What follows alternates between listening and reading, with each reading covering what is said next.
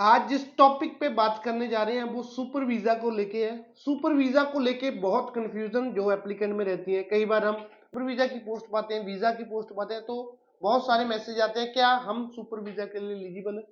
Super visa के बारे में बहुत कम इंफॉर्मेशन एप्लीकेंट को है।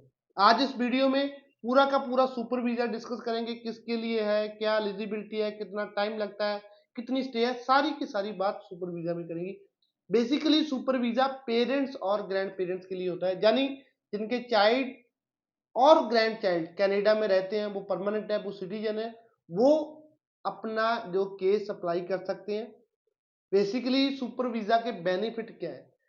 सुपर वीजा में मैक्सिमम स्टे आपको 5 साल तक की मिलती है। सुपर वीजा किन के लिए? जिन्होंने लॉन्ग टर्म वहां कनाडा में रहना है, अपने बच्चों के पास रहना है, तो उनके लिए सुपर वीजा एक बेस्ट ऑप्शन है। क्योंकि इससे आगे होगा पेरेंट्स ग्रैंड पेरेंट्स प्रोग्राम, उसमें बहुत कॉम्प्लिकेशन है। कॉम्प्लिकेशन क्या है उसमें? बेसिकली ड्रॉ सिस्टम है, लॉटरी सिस्टम है, पता नहीं होगा किसने अप्लाई किया उसको आएगा कि नहीं आएगा। बट सुपर वीजा में ऐसा नहीं होता, इंस्टेंट है।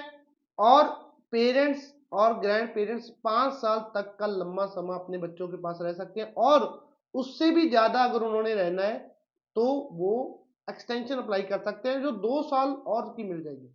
So basically super visa for parents and grand parents, इसमें 30% एप्लीकेशन एप्लीकेंट की देखी जाती है, यानी पेरेंट्स और ग्रैंड पेरेंट्स की देखी जाएगी। 70% एप्लीकेशन जो चाइल्ड या ग्रैंड चाइल्ड उनको इनवाइट कर रहा है की देखी जाएगी। अभी मैटर क्या करता है? मैटर करता है इनकम। चाइल्ड ग्रैंड चाइल्ड जो कनाडा में है उनकी इनकम कितनी है। वो एक बंदा रह रहा है, 2 बंदों को इनवाइट कर रहा है, तो उनकी इनकम अलग चाहिए।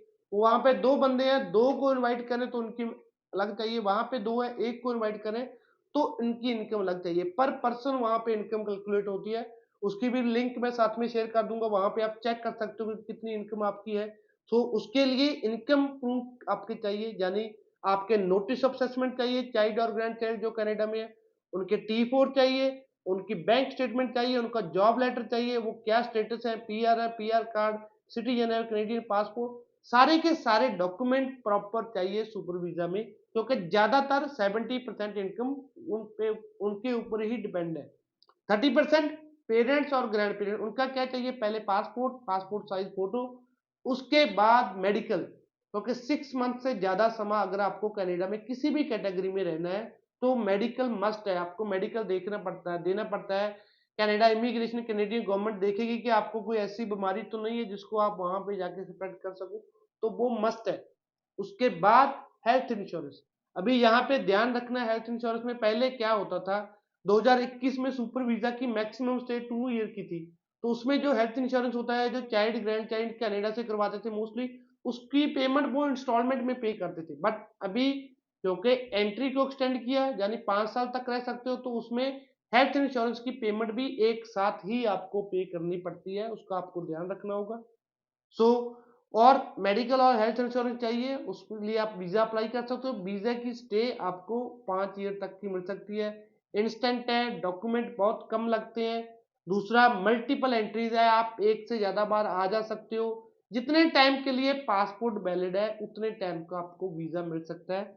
सो वही सेम सुपर वीजा अगर पेरेंट्स ग्रैंड पेरेंट्स लंबे समय तक अपने बच्चों के पास रहना रहना चाहते हैं तो उनके लिए best option Canada super visa ही है। धन्यवाद।